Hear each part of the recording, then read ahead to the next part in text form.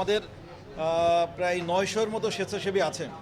তা আমরা এটাকে মানে স্বপ্রণোদিতভাবে সবাই যাতে নিজের ইচ্ছায় কাজটা করে সেই ধরনের একটা সিস্টেম আমরা ডেভেলপ করতে চাচ্ছি। আমরা মাঝে মাঝেই বলি যে আমাদের দেশে প্রতিভার মেধার কোনো অভাব নেই, কিন্তু সমস্যা যেটা ঘাটতি যেখানে আছে সেটা হচ্ছে সিস্টেমের অভাব।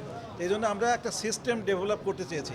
আপনারা দেখেন আমাদের কাজটা কিন্তু খুব বেশি জটিল কাজ না, একটা সিম্পল একটা কাজ, একটা গার্ডেনের আইল্যান্ড গার্ডেনকে পরিচর্যা করা, কিন্তু এটাকেই আমরা একটা সিস্টেমেটিক ওয়েতে করতে চাচ্ছি। এই সিস্টেমেটিক ওয়েতে কাজ এই জন্য করতে চাচ্ছি যে এটা যদি সিস্টেম ডেভেলপ করা যায় তাহলে সবাই, এই যে আপনি যেটা বললেন যে স্বপ্রণোদিত হয়ে স্বেচ্ছায় কাজ করবে।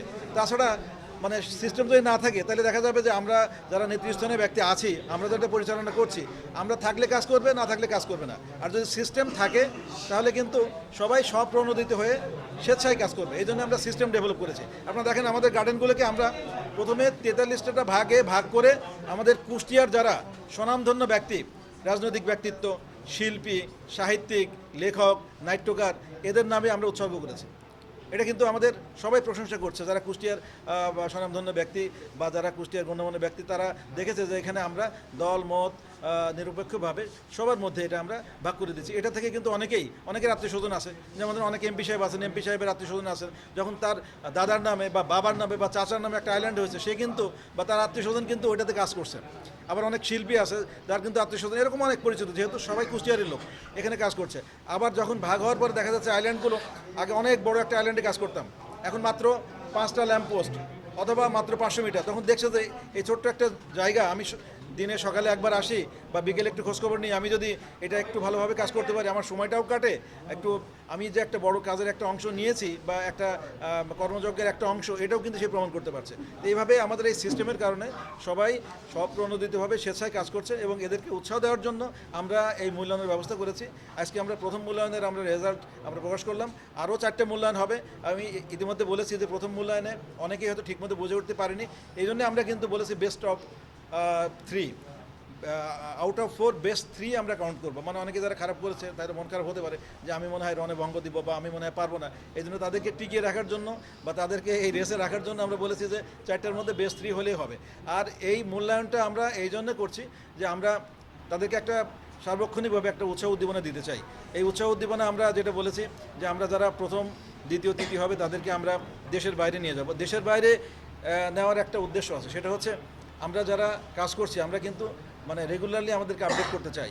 আমরা দেখতে চাই যে ওই সমস্ত দেশ কীভাবে করে, কারণ ওরা তো আমাদের থেকে অনেক ডেভেলপড। মালয়েশিয়া বলেন, সিঙ্গাপুর বলেন, আমাদের থেকে তারা অনেক এগিয়ে আছে। অর্থনীতিতে বলেন, শিক্ষা দীক্ষায়, পরিষ্কার পরিচ্ছন্নতা, পরিবেশে, সবুজায়নে, সব দিক থেকে তারা এগিয়ে। এই জন্য আমরা যেটা করছি, আমরা আসলে কোন লেভেলে আছি, ওখান থেকে আরও কিছু শিখতে পারি কিনা, সেই জন্য আমরা সেখানে যেতে চাই, এদেরকে নিয়ে যেতে চাই। এবং ইতিমধ্যে আমরা বলেছি শুধু আমরা না, আমরা একটা ছোটো মিডিয়া টিমও নিতে চাই। এই জন্য মিডিয়া টিমের মধ্যেও আমরা একটা কম্পিটিশন দিয়েছি।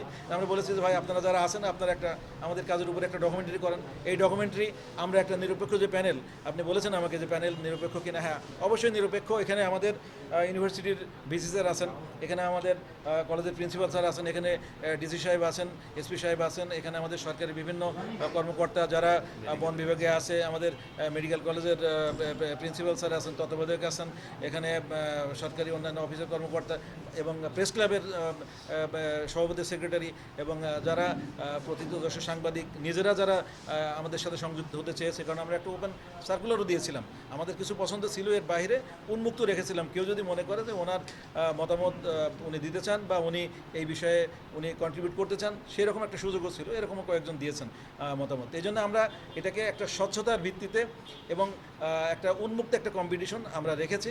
এর মূল উদ্দেশ্য আমাদের যে স্বেচ্ছাসেবী সবাইকে উৎসাহ উদ্দীপনা দেওয়া এবং ইন পাবলিক সবাইকে জানানো, সবাই যাতে এটার সাথে সম্পৃক্ত হতে পারে এবং এটাকে দেখে নিজেরা আরও সচেতন হয় এবং নিজেদের বাড়ির আশেপাশে পরিষ্কার পরিচ্ছন্ন রাখে।